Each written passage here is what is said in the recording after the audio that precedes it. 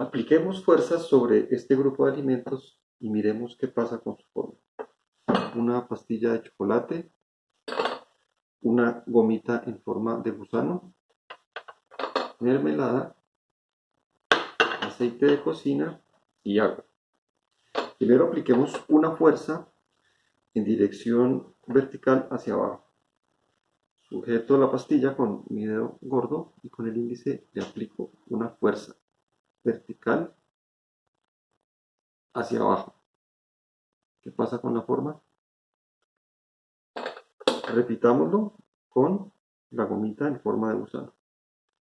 La sujeto con mi mano izquierda, mi dedo gordo de la mano izquierda, aprieto con el índice y miremos qué pasa con la forma.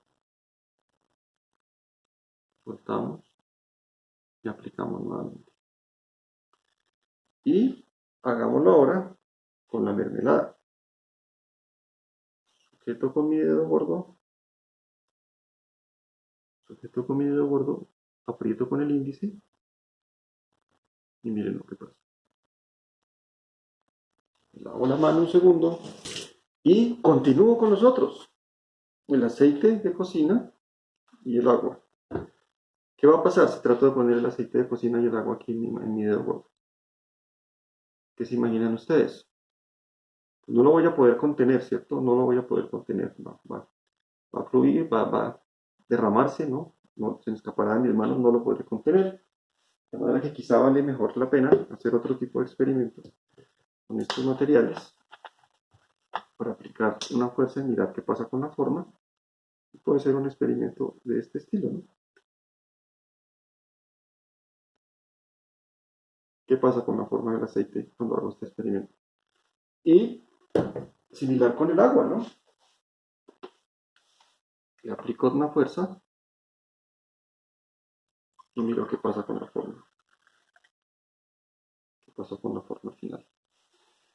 Y finalmente, pensemos que tal vez con la mermelada no fue la mejor idea aplicar ese experimento.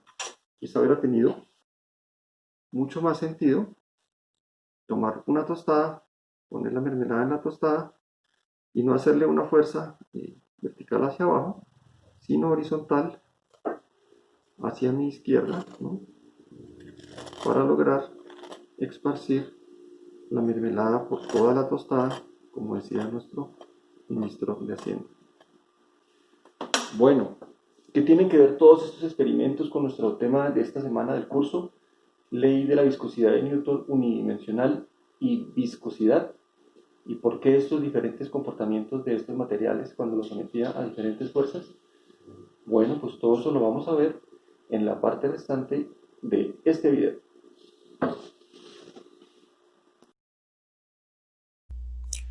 Muy bien, pues bienvenidos entonces a nuestro primer módulo del curso, el módulo de escala molecular, el que arrancaremos con la semana 2, donde el tema es el tema de la ley de viscosidad de Newton unidimensional y la viscosidad. Antes de ello, quisiera que revisáramos nuestro programa del curso, nuestra guía de para dónde vamos para la semana 2, el tema que les estaba mencionando, y las lecturas asignadas, que es una sección del libro de Darby y un pedazo de sección del libro de Bert, Stuart, Lightfoot y Klingberg, el BSLK, que quiero que los miremos. Entonces, en el libro de Darby, que es este libro de acá, Mecánica de Fluidos de Darby, en la página 71 arranca la sección que se les pide, que es 3.1. Entonces, por favor, comiencen leyendo esta parte. Lean este libro de Darby antes del libro del BSLK, la sección del BSLK, porque esta sección tiene mucho que ver con el experimento que hicimos en la primera parte del video de clasificación de materiales. Bueno, ya les anticipo una vez, materiales sólidos y líquidos, ¿no? Pues eran un poco las respuestas a las preguntas que les hacía en la primera parte del video. Entonces la lectura hasta aquí del 3.1 y después si vayan a leer el BERT, que este es el libro de acá, el BERT, porque el profesor BERT es el principal autor, es el BSLK, el libro guía de este curso, y ya no recuerdo,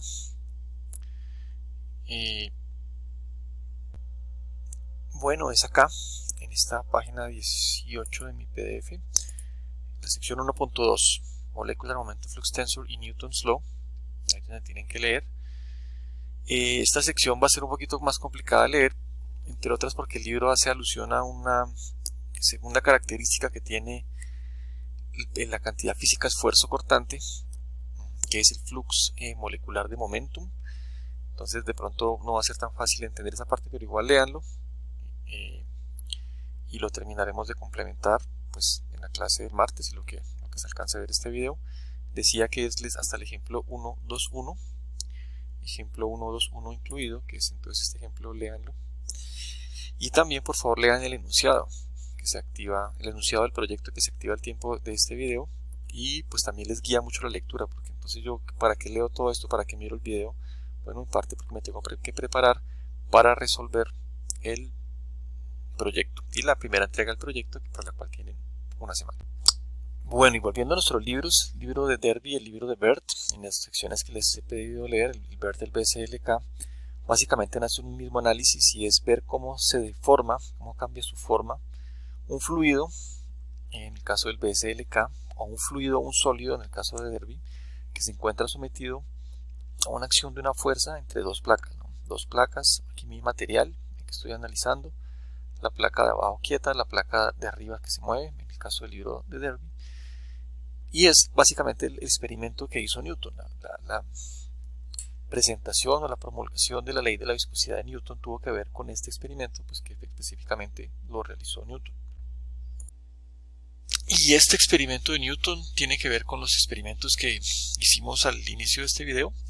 Pues sí, es un material sólido que se mueve en forma horizontal sobre un material que en el experimento del video, al inicio de este video, era la mermelada, que finalmente fluía, no se deformaba y fluía. Esa era como la gran diferencia que hubo entre las dos, entre los diferentes materiales, ¿no? Cuando yo ponía mi famosa pastilla de chocolate, le hice la fuerza, en ese caso fue vertical hacia abajo, no se veía que cambiara de forma. Cuando lo hice con mi gusano de gomita, que ahora ha sido descabezado, quedó solamente la cabeza del gusano de gomita, le aplicaba la fuerza para abajo, lograba que un cambio de forma, ¿no? Una deformación, y cuando lo soltaba el material recuperaba su forma original, esa característica de material sólido elástico. Estos dos experimentos fueron en la dirección vertical hacia abajo. El experimento sobre la mermelada fue en una dirección parecida a la de esta diapositiva del libro de Derby, en forma horizontal, pero también puedo haber hecho ese experimento con estos materiales, ¿no? Me quedo quieto mi dedo gordo y me muevo en forma horizontal con el dedo de arriba, tratando de hacer una deformación no vertical sino horizontal, y logro también un cambio de forma, ¿no? Logro una deformación en este caso, mientras que en la barra de chocolate no. En conclusión, a estos dos materiales los podemos considerar como materiales sólidos, porque al someterlos a un esfuerzo cambian su forma, y al retirar ese esfuerzo el material es capaz de recuperar esa forma. Quizás con la barra de chocolate no fue tan evidente la deformación que tuvo, pero puede pasar algo parecido a comparar estas dos tapas, una tapa de marcador y tapa de un micropunta. Este micropunta es muy claro que le aplicó la fuerza y se deforma. Aquí suelto y recupera su forma, su material elástico, y esta de marcador le aplico, tal vez no se ve tan claro, pero si uno lo acercara más y más, podría ver que hay una pequeña deformación. ¿Listos? Con la barra de chocolate sucede igual, yo no lo alcanzo a ver, es imperceptible, pero al someterlo a ese esfuerzo alcanza a ver una deformación. En cambio, para los demás materiales, para la mermelada, para el agua y para el aceite, cuando lo sometía a un esfuerzo, lo que pasaba es que se deformaban de manera permanentemente, y su deformación incluso era crítica, ¿no? Uno no hablaría inclusive de deformación, sino hablaría de flujo, ¿no? Que es el caso del agua. Y del aceite, lo sometí a un esfuerzo, que era que pues, la fuerza de gravedad, ¿no? La acción de la fuerza de gravedad, el material fluía, ¿no? El flujo material es una deformación permanente. Deformarse es una pequeña cantidad, pero cuando la deformación es tan dramática, yo ya hablo de flujo, lo que le pasaba al agua y lo que le pasaba al aceite. La mermelada era como un intermedio, era una deformación muy grande, pero inclusive yo creo que uno podría hablar de flujo, ¿no? Cuando lo sometía a la tostada. Bueno, pues entonces estos materiales, la mermelada, el agua y el aceite, los considero como materiales fluidos. Son fluidos, fluyen, no resisten un esfuerzo porque se deforman permanentemente. Y otra característica, como se vio en el caso del agua y el aceite, pues toman la forma del volumen en la que están contenidos, ¿no? Al vertirlo, lo que hacían era cambiar de forma, cambiaba de la forma de jarra a la forma de vaso, por ejemplo, en el caso del agua. En ese orden de ideas, ¿quiénes más serían materiales fluidos? Pues los gases como el aire que tenemos acá es un material fluido, no lo puedo ver, pero yo sí puedo saber que si pongo una jeringa, pongo un gas acá, lo someto a un esfuerzo, yo sé que el material se va a deformar permanentemente, va a fluir, toma la forma del volumen en el que está contenido. Entonces los gases también son materiales fluidos. Tengo materiales sólidos, materiales fluidos, donde los fluidos están lo que yo llamo líquidos y gases, y entre los líquidos cosas un poco intermedias como la mermelada, que igual lo considero como un fluido porque es un material que puede fluir.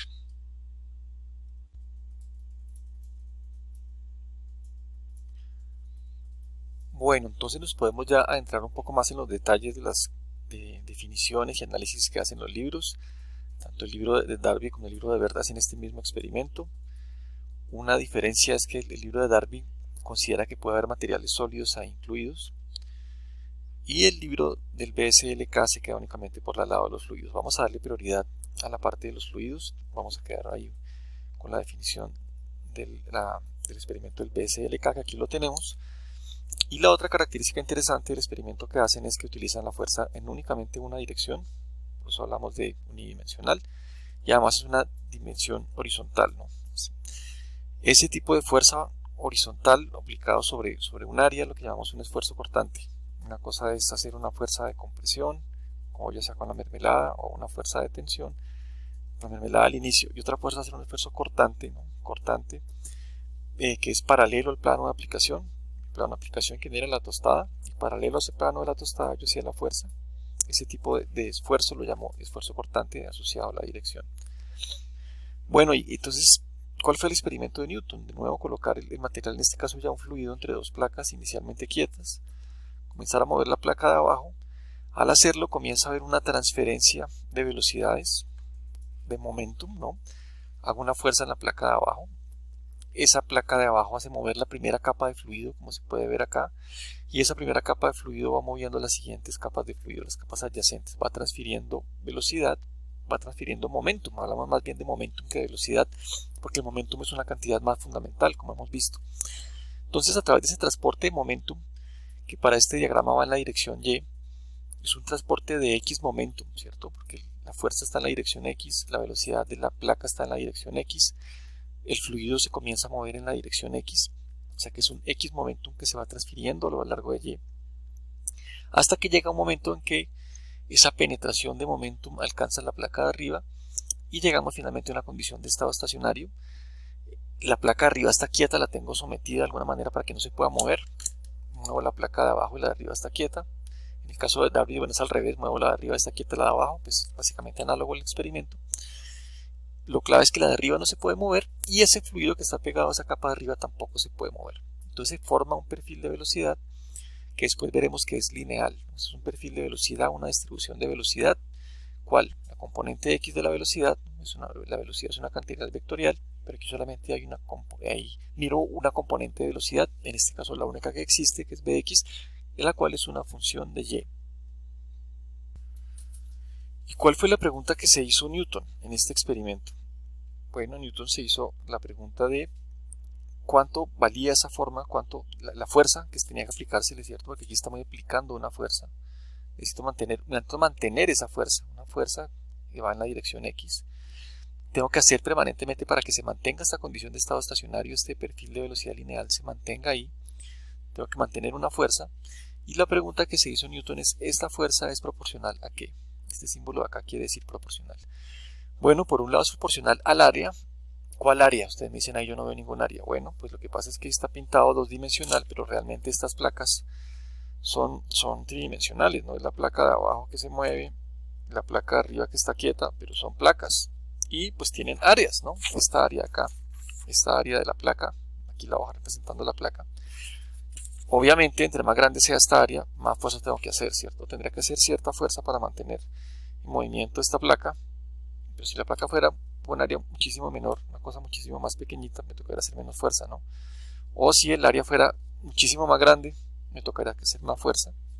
Entonces tiene sentido que la fuerza que estoy aplicando sea proporcional. Él encontró que es directamente proporcional, no es el cuadrado, no es al cubo, sino directamente proporcional. Y además, ¿a quién más será proporcional? Pues a la velocidad, ¿cierto?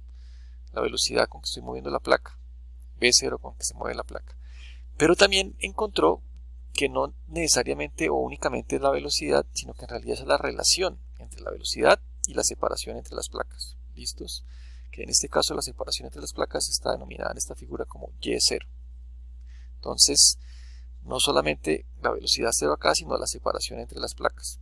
No es lo mismo lograr pasar de una velocidad de 0 hasta una velocidad 0 en una distancia Y0 como la que está planteado en este experimento, o con distancias mucho más pequeñas o con distancias mucho más grandes. Ahora, fíjense que esta cantidad de acá, A por B0 sobre Y0, yo la puedo ver de la siguiente manera, ¿no? Como B0 menos C0 menos 0, B0 menos 0 es igual a B0, y Y0 menos 0 es igual a Y0. Lo puedo ver de esa manera. ¿Por qué me interesa verlo así? Porque esto me queda una relación entre dos segmentos. ¿Cuáles segmentos? En la parte de abajo, el segmento Y0, que es esto, ¿cierto? ¿Por qué? Porque la separación entre placas es Y0. Y este segmento de acá, que es la velocidad con la que se mueve la placa abajo, que es B0. Adicionalmente, puedo mirar los dos puntos. Este punto Y igual a 0, que tiene una coordenada B0, que tiene un valor de la velocidad V0, y la coordenada Y igual a Y0, donde la velocidad vale 0. Entonces, este cociente de acá lo puedo ver como esta relación de estas dos distancias, V0 sobre Y0. Y al mirar este gráfico y mirar que este perfil de velocidad lineal, que esto es una línea recta, pues este segmento sobre este segmento va a ser igual que este segmento de acá sobre este segmento de acá. ¿Por qué hago todo esto? Bueno, porque eso me va a permitir entonces escribir esto de otra manera. Lo podré escribir como la fuerza es proporcional al área y ya no escribo el cociente que está acá arriba, sino que escribo que la derivada, ¿no? Mirando diferencialmente, la derivada de Bx sobre Y, la forma en que la velocidad X varía como Y. ¿Listos?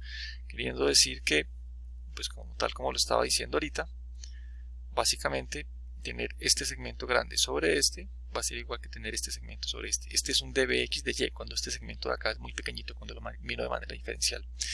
Adicionalmente, ¿qué más me puedo dar cuenta? Me puedo dar cuenta que esta área yo la puedo llamar un área Y, ¿cierto? Es un área Y.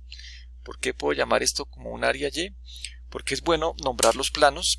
¿Cómo es la mejor forma de nombrar un plano? Con un vector perpendicular que sale de él. Entonces quiero ponerle un nombre a un plano que va en cualquier dirección. La mejor forma de hacerlo es poniendo un vector perpendicular a él, sabiendo en qué dirección va ese vector, y ese es el nombre que recibe el plano.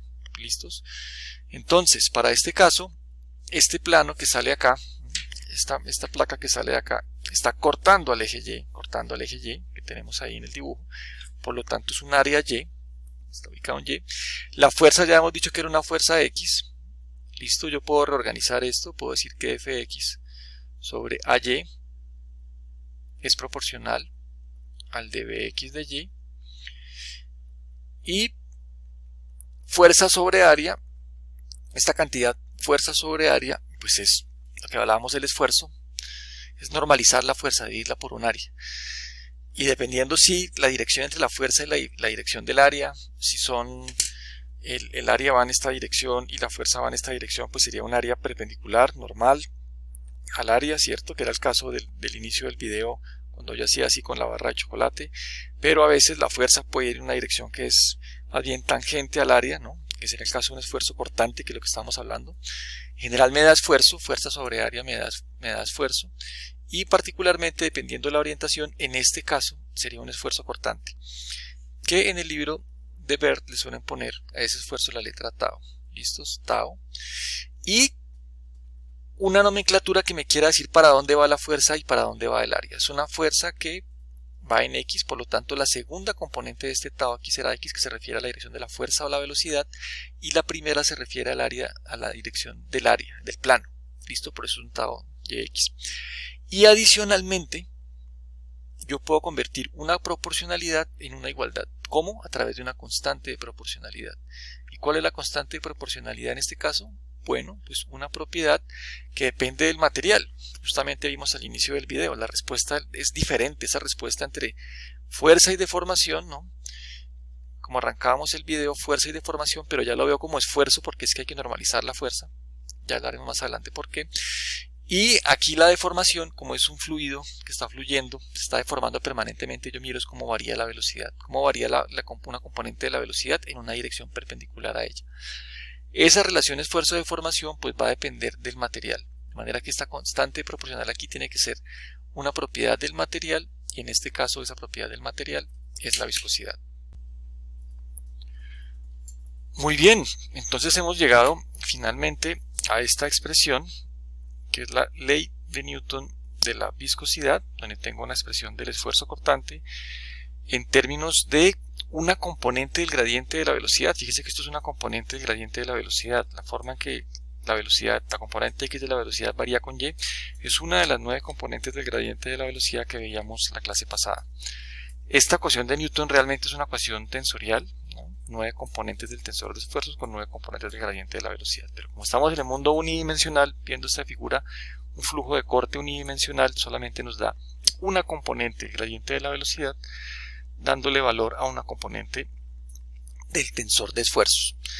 Y es por otro lado la definición, la aparición por fin de la propiedad viscosidad, que tal vez han visto antes, pero aquí está definida. Bueno, aparece un signo negativo. Este signo negativo aparece en el libro de BSLK, no aparece en el libro de Darby. ¿Por qué? Queda de tarea. Piense lo que significa este signo negativo, lo discutimos el martes. Bueno, otra cosa importante para ver aquí es la evaluación, el análisis de lo que significa esta ecuación. Entonces, fíjese que aquí tenemos una fuerza en la dirección X. ¿Por qué? Porque la segunda coordenada del Tao me lo indica. Es una convención que se establece. Esta cantidad tensorial que es el esfuerzo tiene dos subíndices, así como la cantidad vectorial tiene un solo subíndice asociada a una dirección. Y aquí tenemos una cantidad tensorial que tiene dos direcciones asociadas. ¿Cuáles? La de la fuerza, segundo subíndice, y la del plano, el primero, por convención. Entonces esta cantidad Tau y X es una fuerza en la dirección X, porque la segunda coordenada es X, sobre una ala perpendicular a la dirección Y, porque la primera coordenada es Y, y indica la dirección del plano. Y esta segunda parte de acá tiene que ver con el signo, que les dejo de tarea esta segunda parte, revísenla, y tiene que ver con el signo que acabamos de decir que por qué es signo negativo. Pero además resulta que esta ley de Newton yo la puedo ver de dos maneras, tiene una doble personalidad, es como Batman y Bruce Wayne, como Superman y Clark Kent, lo puedo ver de dos maneras, lo puedo ver por la manera del esfuerzo, fuerza por unidad de área, tal como lo vimos ahorita, pero también de tarea hagan una cosa, miren las dimensiones que tiene esto, miren qué dimensiones tiene esto, en términos de sus dimensiones fundamentales, masa, longitud y tiempo, y revisen que estas dimensiones de esfuerzo corresponden con las mismas dimensiones del flux de momento, donde, pónganle mucho cuidado a la definición de flux de cualquier cosa es flujo de una cosa dividido por el área dividido por el tiempo. Entonces, flujo ya lo sabía uno desde antes, una propiedad dividida por tiempo da flujo, ¿cierto? Masa por unidad de tiempo, flujo másico. Caudal que es flujo volumétrico. Entonces, volumen por unidad de tiempo me da flujo volumétrico. El flujo es una propiedad por unidad de tiempo dividido por tiempo, pero aquí vamos a hablar de flux, que es eso dividido por área. Entonces, como normalizado también lo llevamos a dividirlo por área, normalizamos eso que es flux. Dense cuenta entonces que las unidades, las dimensiones del esfuerzo corresponden con dimensiones de flux de momentum. Entonces, coger el momentum, dividirlo por unidad de tiempo para que me dé flujo y por unidad de área para que me dé flux, y verán que corresponden. Y esto es un flux de X momentum que se transporta a lo largo de Y, lo decíamos también desde el comienzo, ¿no? Me comienzo a mover la placa en X, mueve las primeras capas de fluido en X, de modo tal que hay un transporte de X momentum, se están transportando X momentum, y ese X momentum se realiza en la dirección Y. Eso es una cosa importante que vamos a ver más adelante. Otra cosa que tal vez vale la pena verlo es que revisen en su libro de Bert, esto es en capítulos más adelante, creo que es el capítulo 9 del libro, que hacen la la comparación con que hacen la transporte molecular de calor es completamente análogo, el transporte molecular de calor con el transporte molecular de momentum, que es lo que tenemos en la diapositiva anterior. Vamos a discutir eso mucho después. Otra cosa que hay que tener en cuenta es que esta es una ley fenomenológica constitutiva, depende del material. Para ciertos materiales sucede esta ley de Newton, que implica que la dependencia es lineal entre el esfuerzo cortante y el gradiente de la velocidad, de modo tal que si yo tengo gráficas de esto de esfuerzo cortante contra el gradiente de la velocidad, que tiene muchas formas de verse. Yo puedo ver el gradiente de la velocidad tal como estaba aquí, de Bx de y, pero también, y póngale cuidado a la definición que trae el Darby de deformación. La deformación es una cantidad adimensional y es cuánto se deforma el material, así como se me deformaba mi gomita cuando la movía del lado que se me deformaba, cuánto se me deforma este material sobre una cantidad, una dimensión en sí del volumen de material que estoy mirando. Para el caso de esfuerzo cortante es el espesor. ¿Listos? Entonces ese delta X sobre delta Y, una cantidad dimensional. Y si yo miro cómo varía eso con el tiempo, cómo la deformación varía con el tiempo cuando ya hay flujo, cuando ya hablo de un fluido, tendré un d gamma de t, ¿cierto? Deformación es gamma, velocidad de deformación de gamma de t o gamma punto. Y revisen también que estas dos cosas son equivalentes, que de Bx de Y en este dibujito de acá es exactamente lo mismo que de gamma de t. Entonces yo puedo mirar gráficas de esfuerzo cortante contra el gradiente de la velocidad o la velocidad de deformación, ¿sí? Esta cantidad tiene muchos sinónimos, lo puedo llamar una componente del gradiente de la velocidad, lo puedo llamar velocidad de deformación, lo puedo llamar en inglés rate of strain, lo puedo llamar en español tasa de deformación, velocidad de deformación, tasa de cizalla, en fin, todos hacen lo mismo aquí en la componente de X. Y si uno es newtoniano, se cumple esta ecuación, ¿qué querría decir? Pues que esta relación es lineal, y es lo que estamos estudiando en la semana 1. Sin embargo, más adelante, la siguiente semana miraremos fluidos no newtonianos y volveremos a mirar todos estos modelos que son modelos diferentes a la ley de Newton. Y finalmente, últimos minutos para terminar este video. Importante, apareció la viscosidad, sabemos de dónde viene esa propiedad de transporte. Y entonces miremosla ahora, cómo varía, de cuánto vale la viscosidad. Ya vimos desde el inicio del video que es diferente una viscosidad de el agua que del aceite, ¿no? La velocidad con la que salía el agua y llenaba el envase era diferente de la velocidad con la que salía el aceite y llenaba el envase. Es una cosa que uno como que intuitivamente tiene desde antes, pero aquí lo hemos visto. Y hemos dicho que hay fluidos que son líquidos y fluidos que son gas, ¿no? Tendrán diferentes valores de la viscosidad, y lo que veremos en las próximas semanas también, y que tiene que ver con su proyecto, es la dependencia de la viscosidad con la temperatura para diferentes fluidos. Aquí están los fluidos más característicos de líquidos, que es el agua, y de gases, que es el aire. Podemos comparar a temperaturas iguales, 20 grados centígrados. ¿Cuánto vale la viscosidad del agua? 1. ¿En qué unidades? Milipascal por segundo. Quiere decir eso, tiene que ponerle ojo a las unidades. Dimensiones por un lado, pero también unidades. Entonces, en sistema internacional, pascales es la dimensión de las unidades que me hablan de fuerza por unidad de área, ¿no? De presión o de esfuerzo, fuerza por unidad de área. Y si ustedes miran dimensionalmente la ecuación de Newton, pues las dimensiones de la viscosidad tienen que ser de esfuerzo por tiempo, ¿no? Pascal por segundo o milipascal por segundo. En las mismas unidades, el aire tiene una viscosidad muchísimo menor, ¿sí? Órdenes de magnitud menor, 2 órdenes de magnitud menor. Entonces, primera consideración importante, la viscosidad de los fluidos puede variar muchísimo, órdenes de magnitud, y también varía bastante con la temperatura. Y eso será tema de las próximas semanas, mirar esos modelos, cómo me permiten mirar la dependencia de la viscosidad con la temperatura. Y miren también eso para su proyecto, ¿no? En el proyecto les pide calcular unas ventanas de operación de unos procesos, que lo que les piden es mirar, o les piden tener en cuenta precisamente la variación de la viscosidad con la temperatura, tanto para líquidos como para gases. Aquí una tabla con más información, otra vez viscosidad de gases por estos lados, mucho menor que la viscosidad por líquidos por estos lados. También disminución de la viscosidad para líquidos con la temperatura por un lado, y valores puntuales, ¿no? de viscosidad que uno puede comparar entre líquidos, ¿no? El agua era 1 milipascal por segundo a 25 grados por centígrados. El glicerol es el propanotriol, órdenes de magnitud más grande, 1000 veces más grande, 3 órdenes de magnitud más grande la viscosidad del glicerol que la viscosidad del agua. ¿Por qué? Bueno, tiene que ver con el mundo molecular. La interacción molecular entre diferentes sustancias, agua, aceite, glicerol, determina que se comporten diferente en esas relaciones esfuerzo-deformación y su viscosidad sea bien diferente. Eso también lo miraremos más adelante. Bueno, y con eso terminamos este video donde vimos varias cosas importantes. Vimos la diferencia entre un fluido y un sólido. Vimos que eso está asociado a las relaciones fuerza, cambio de forma, pero más importante que eso es esfuerzo y deformación. Vimos cómo construir las variables esfuerzo y deformación y también velocidad de deformación asociada a los fluidos. Vimos la ley de Newton de la viscosidad, de dónde viene, esa ley fenomenológica. Vimos cómo la viscosidad se deriva de ahí y vimos una primera idea de diferentes viscosidades para diferentes fluidos, líquidos o gases que van a depender de su estructura molecular, algo que vamos a ver pues más adelante en las próximas semanas. Entonces por aquí los dejo con este video, estudienlo, lean el enunciado del proyecto, comiéncenlo a trabajar y nos vemos en la próxima clase.